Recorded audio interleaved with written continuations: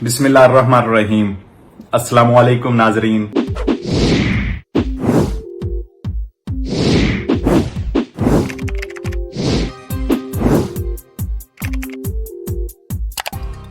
ये है बोनस प्रीमा काजा। आपकी बहुत सारी कॉल्स भी आ रही थी और प्रीमा काजा के हवाले से अगर हम देखते हैं तो जिन लोगों ने पहला घर लेना है, जो 36 साल से कम उम्र वाले हैं, उनके लिए एक छोटी सी अपडेट।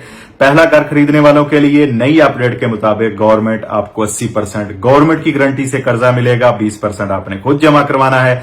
दरखास्त का जो फॉर्म है फिल करने का, वो आपने वेबसाइट लिख लें, CONSAP कौन साहब की वेबसाइट से जाके आप फॉर्म डाउनलोड करेंगे, उसको प्रिंट करेंगे, उसको पूर करके आप अपने बैंक में ले जा सकते हैं जहां पे आपका अकाउंट है, या आपके वालिदैन का अकाउंट है, आपका नहीं है, या आपकी जो घरेलू करीब आपके घर के जो एजेंसियां घर सेल करती हैं, आप उनसे भी राब्ता कर सकते हैं। इस फॉर्म के जरिए जो है गवर्नमेंट की तरफ से गारंटी होगी और उस पर आपको कर्जा दिया जाएगा। इसके हवाले से जो आपका रेड ईजे है वो 40,000 से कम होना चाहिए।